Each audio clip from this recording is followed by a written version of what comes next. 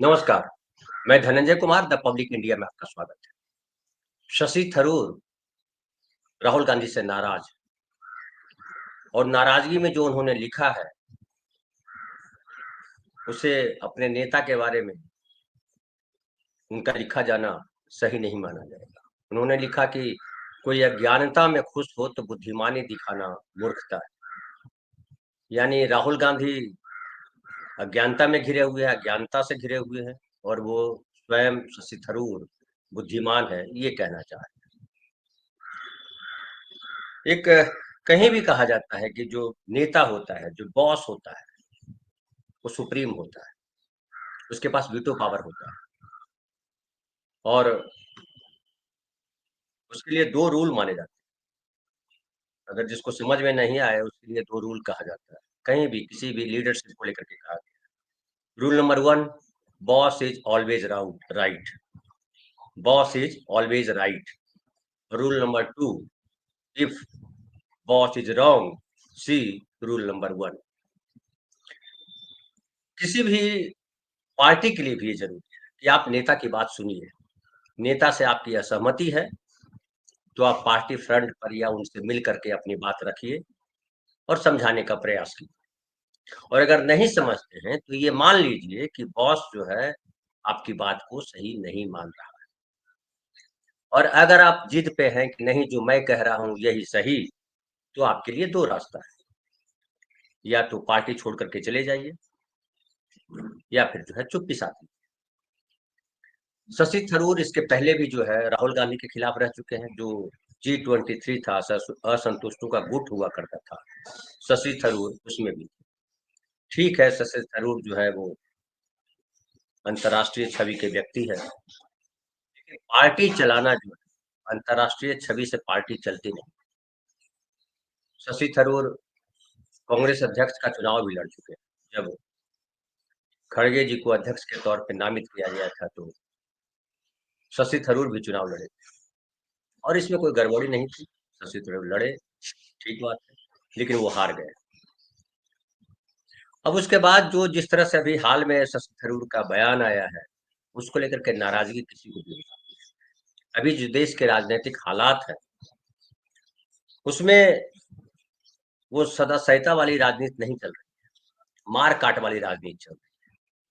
और राहुल गांधी के खिलाफ लगातार पिछले 11 सालों से, बल्कि बोलिए 12 सालों से, जो बीजेपी ने, जो आरएसएस ने, जो मीडिया ने अभियान चलाया, पहले पप्पू साबित करने की कोशिश की, फिर उनको अब देशद्रोही साबित करने की कोशिश की जा रही है।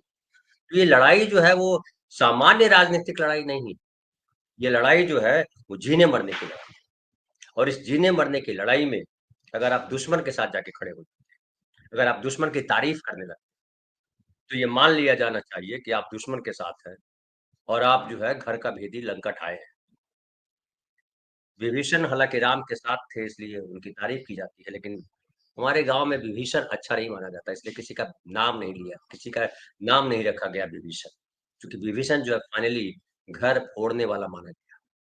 शशि थरूर उसी रोल में दिखाई पड़ते, वो विभीषण के रोल में दिखाई पड़ते। हो सकता है वो जो बात कह रहे हैं वो सही हो, लेकिन अभी हाल में जो उन्होंने बात कही है उसको सही ठहराया भी नहीं।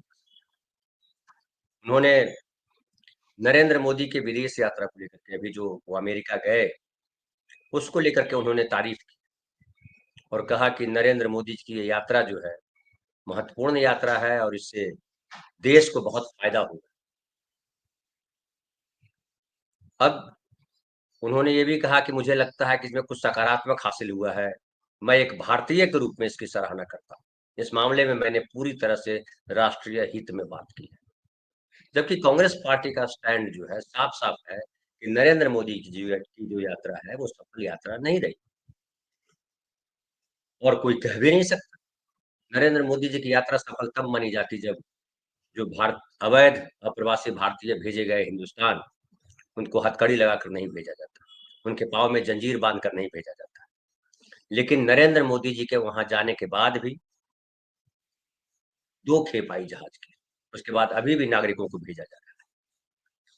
फिर ट्रंप ने जिस तरह का रवैया अपनाया है भारत के प्रति, उससे साफ जाहिर होता है कि ट्रंप भारत को अपना दोस्त नहीं मान रहे हैं, बल्कि ट्रंप भारत को बार-बार नीचा दिखाना चाह रहे हैं। और नरेंद्र मोदी ट्रंप को ये समझाने में कामयाब नहीं हो पाए कि आप भारत के साथ जिस तरह का व्यवहार कर रहे हैं वो गलत है, और उसका जो विरोध किया जाना चाहिए, नरेंद्र मोदी ने वो विरोध किया नहीं। ऐसे में जब शशि थरूर उसकी तारीफ करते हैं नरेंद्र मोदी जी की, तो पार्टी जो है, पार्टी का जो स्टैंड है, गलतफहमी क्रिएट होती है, एक अलग धड़ा क्रिएट होता है, और पार्टी तब तक मजबूती से नहीं लड़ाई लड़ सकती है अपने विरोधी के खिलाफ जब तक उनके नेता के साथ आप खड़े नहीं हो। और जिस तरह की अभी राजनीति है उसमें देखिए कि नरेंद्र मोदी जो बोलते हैं वो सही हो गलत हो, सब उनके पीछे खड़े हैं। जो कह रहे हैं वो सब, जो नरेंद्र मोदी ने कह दिया वो ब्रह्म वाक्य हो जाता है, और सब उसके पीछे खड़े हो जाते हैं, सब ट्वीट करते हैं, सब वही बात करते हैं। राहुल गांधी को देशद्रोही कहने में कोई चूकता नहीं है, चाहे कोई वो छोटा नेता हो, चाहे वो बड़ा नेता हो, संसद में बोलना हो, संसद के बाहर बोलना हो, यहाँ तक कि उपराष्ट्रपति जैसे लोग भी नरेंद्र मोदी के साथ जाके खड़े हो जाते हैं। अभी कुंभ में जो हुआ, कोई कुंभ में आपको दिखाई पड़ता है कि बीजेपी का नेता कोई कुंभ में जो व्यवस्था की गई उसकी आलोचना कर रहा है? नई दिल्ली रेलवे स्टेशन पे जिस तरह से घटना घटी उस तरह उसकी कोई आलोचना कर रहा है? पूरा गटर मीडिया जो है वो चारण वंदना में लगा हुआ है। अब शशि थरूर अगर वही चारण वंदना करना चाहते हैं तो कांग्रेस को उनसे किनारा कर देना चाहिए। शशि थरूर कांग्रेस से अलग जाना चाहते हैं या नहीं जाना चाहते हैं, ये उनकी बात है, लेकिन कांग्रेस को ये तय करना चाहिए कि किसके साथ वो रहे और किसके साथ नहीं रहे। पार्टी में डिसिप्लिन होना बहुत जरूरी है। डिक्टेटरशिप भी सही नहीं है, लेकिन डिक्टेटरशिप और डिसिप्लिन में जो अंतर है कि आप अगर डिसिप्लिन होने का मतलब होता है कि आपको कोई बात रखनी है तो आप पार्टी के भीतर रखिए, और आपकी बात अगर नहीं मानी जाती है तो आप मान लीजिए कि आपकी बात अभी पार्टी के लिए सही नहीं है। केरल में इसके अलावा इसके पहले भी बात हो चुकी है, चुनाव के समय इन्होंने केरल के जो लेफ्ट की सरकार है उसकी तारीफ की, और उन्होंने कहा कि एलडीएफ सरकार की औद्योगिक नीति बढ़िया है, और ये जो है भारत के टेक्नोलॉजिकल और इंडस्ट्रियल चेंज का नेतृत्व करने के लिए अच्छी स्थिति में है। जबकि केरल कांग्रेस के जो मुख्य पत्र है, जो उसका अखबार है, उसने कहा कि लोकल बॉडी इलेक्शन चुनाव से पहले पार्टी की उम्मीद को ठेस पहुंचाना नहीं चाहिए। आगामी चुनावों से पहले हजारों पार्टी कार्यकर्ताओं की उम्मीदों को धोखा न दे। अहिंसा पुरस्कार जल्लाद के शीर्षक से लिखा गया केरल के औद्योगिक क्षेत्र को नष्ट कर दिया गया। इस लेख में पूर्व मुख्यमंत्री आर शंकर, सी अच्युत मेनन, के करुणाकरण, ए के एंटनी और ओमन चांडी के कार्यकाल में औद्योगिक विकास का जिक्र किया गया। तो पार्टी जो है जब अपने नेता के साथ खड़ी है, वो चाहे आर शंकर हो या अच्युत मेनन हो या के करुणाकरण हो, ए के एंटनी हो, ओमन चांडी हो, उनके औद्योगिक विकास के साथ खड़ी है, तो आप शशि थरूर जी लेफ्ट की तारीफ क्यों कर रहे हैं? और लेफ्ट और कांग्रेस में अंतर है, इसको भी समझना पड़ेगा। ठीक है कि लेफ्ट के साथ कई नीतियों में लेफ्ट के साथ कांग्रेस खड़ी हो जाती है, उनका गठबंधन भी है, एक जब इंडिया गठबंधन की बात करते हैं, लेकिन चुनाव में भी जब इंडिया गठबंधन था, लेफ्ट साथ में थे, तो भी केरल में दोनों अलग अलग लड़े। कांग्रेस अलग लड़ी, वामपंथी दल अलग लड़े, और अलग लड़ने की वजह क्या? यही वजह थी कि कई नीतियों पर कांग्रेस अलग है लेफ्ट से। लेकिन शशि थरूर जो है वो लेफ्ट की तरफ खड़े दिखाई पड़े, और जो पार्टी ने कहा कि ऐसा आपके करने से पार्टी के जो लोकल कार्यकर्ता है उनकी उम्मीदों को ठेस पहुंची। एक तरफ तो पार्टी जो है लेफ्ट सरकार के खिलाफ बात कर रही है, और आप जो है लेफ्ट की जो काम है उसकी तारीफ कर रहे हैं, कह रहे हो कि जो औद्योगिक क्षेत्र में जो काम किया है वो जबरदस्त काम किया है। तो इससे गलतफहमी क्रिएट होती है। और अगर ऐसा आपको लिखना था या ऐसा लग रहा था तो आप पार्टी फ्रंट पे बात करते कि भाई हम इस मसले पे हम तारीफ करेंगे, इस मसले पे चुप रहेंगे।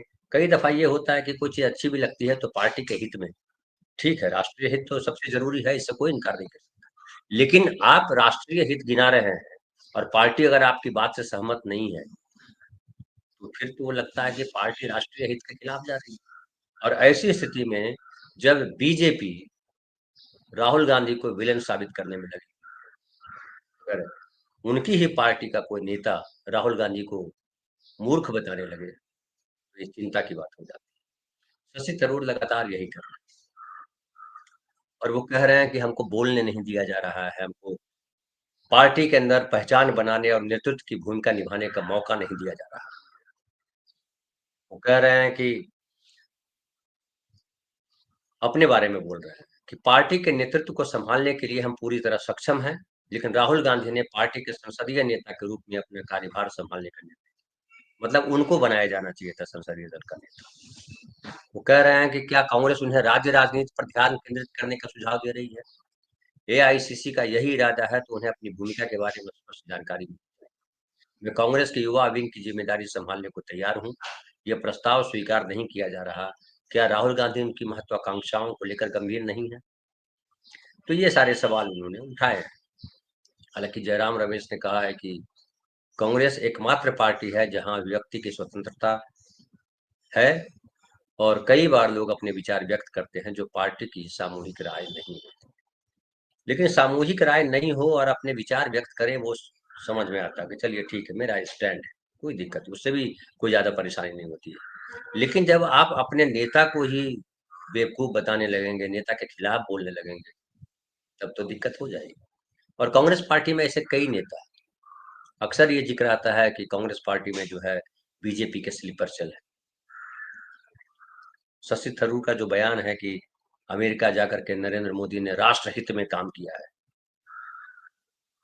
ये जो है पार्टी हित के खिलाफ।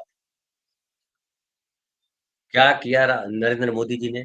लगातार छन करके आ रहा है। और अगर गटर मीडिया से प्रभावित होकर के शशि थरूर बोल रहे हैं, तो कांग्रेस के लिए वो घातक काम कर रहे हैं।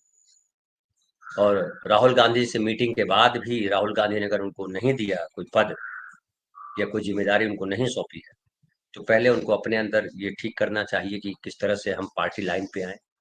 क्योंकि पार्टी को जब खास करके जब विपक्ष में हो तो कोई पार्टी, तो उसको एक सूत्र में बंद कर चलना होता है। अगर नेता एक सूत्र में नहीं है तो पार्टी कार्यकर्ताओं के भीतर एक खराब मैसेज जाता है। समझ लीजिए कि जैसे राहुल गांधी ने तय किया कि अब हमको पार्टी को सामाजिक न्याय के लाइन पर लेकर के चलना है, सोशल जस्टिस की लाइन पर लेकर के चलना है, जाति गणना की बात करनी है, तो तमाम नेताओं को इस लाइन पे चलना होगा। या आप मीटिंग करिए, बैठिए और राहुल गांधी को या जो और नेता हैं आप सब मिलके कन्विंस कीजिए, एक दूसरे को पार्टी की लाइन तय कीजिए कि नहीं, सामाजिक न्याय सही नहीं है, हमको ब्राह्मणवादी या कहिए हिंदुत्ववादी लाइन पे ही चलना चाहिए, ये तय कर देना चाहिए। लेकिन जब एक बार पार्टी ने तय कर लिया कि हमको सामाजिक सोशल जस्टिस वाले लाइन पे चलना है, संविधान को बचाने के ख्याल से चलना है, तो फिर आपको उस लाइन पे चलना होगा। और अगर आप नहीं चलेंगे तो पार्टी विरोधी गतिविधि के तहत आपको सस्पेंड किया जा सकता है। हालाँकि आपको सस्पेंड अभी किया नहीं गया शशि थरूर। और ये मुझे लगता है कि राहुल गांधी की ही ये मनसाहत है। राहुल गांधी किसी को निकालना नहीं चाहते उस तरीके से, ताकि किसी को ये महसूस ना हो कि उसको बेइज्जत किया गया है। लेकिन राहुल गांधी लगातार मेहनत कर रहे हैं, दिन-रात मेहनत कर रहे हैं और पार्टी की जो छवि बदली है, वो राहुल गांधी की मेहनत से बद की वजह से बदली है। और भारत जोड़ो यात्रा हो या भारत जोड़ो न्याय यात्रा हो, या दिन-रात वो लगे हुए हैं। संसद में बात कर रहे हैं, सड़क पे बात कर रहे हैं, लोगों से मिल रहे हैं, गालियाँ खा रहे हैं, तमाम तरीके के मुकदमे झेल रहे हैं। ऐसे में अगर शशि थरूर राहुल गांधी के खिलाफ खड़े होते हैं, तो इसे कोई अच्छा नहीं मानेगा। राहुल गांधी ये जो लड़ाई लड़ रहे हैं, उसमें कौन-सी बात है जो देशद्रोही वाली बात है, देश विरोधी बात है? क्या सामाजिक न्याय देश विरोध की बात है? क्या संविधान की बात करना देश विरोध की बात है? तो जब देश हित में आप बात कर रहे हैं, तो राहुल गांधी कहाँ बात कर रहे हैं? देश के खिलाफ बात कर रहे हैं। और राहुल गांधी ने जब स्टैंड लिया है या पार्टी ने जब स्टैंड लिया है, पार्टी ने जो चाहे जयपुर कन्वेंशन हो, चाहे छत्तीसगढ़ की राजधानी रायपुर कन्वेंशन हो या अभी बेलगावी में जो हुआ, उन तमाम जगहों पे आया कि हमको जो है सामाजिक न्याय के एजेंडा को पकड़ना है। और सामाजिक न्याय के एजेंडे को पकड़ना है तो जाति गणना जरूरी है। तेलंगाना में जाति गणना हुई, हालांकि उसकी भी कई लोग आलोचना कर रहे हैं कि जाति गणना हुई, लेकिन आर्थिक गणना नहीं, उसकी भी होनी चाहिए कि किस जाति के पास कितनी संपत्ति है, कितनी जमीन है, कितना घर है, कितनी पढ़ाई है। जैसा बिहार में हुआ, ठीक है, ये भी, लेकिन एक स्टेज तो आगे बढ़े। कांग्रेस पार्टी जो है इस पटरी पे तो लाई जा रही है कि भैया हमको सामाजिक सोशल जस्टिस करना हो, और हिंदुत्व की लड़ाई जो लड़ रही है बीजेपी, उसके खिलाफ लड़ने का एजेंडा क्या हो सकता है? शशि थरूर इस पर कुछ नहीं बोले। उनको बताना चाहिए कि कुंभ में स्नान करने से या नरेंद्र मोदी जी की तारीफ करने से संविधान की लड़ाई मजबूत होगी। खुलेआम नरेंद्र मोदी जो बोलते हैं वो संविधान विरोधी कई बार हो जाती है। हिंदू राष्ट्र की बात करना, मुसलमानों को किनारे करना, मुसलमानों के खिलाफ नफरत फैलाना, विपक्ष को देशद्रोही बताना, ये सब संविधान के खिलाफ। इसके अलावा जब वो बात करते हैं बहुमतवाद की, वो जो परंपरा है, गणराज्य की परंपरा है, उसके खिलाफ नरेंद्र मोदी जाके दिखाई। और राहुल गांधी अगर सबके साथ चलने की बात करते हैं, समावेशी राजनीति की बात करते हैं, तो इसमें गलत क्या है? तो शशि थरूर जो कर रहे हैं, उससे पता चलता है कि वो कांग्रेस के भीतर स्लीपर सेल है।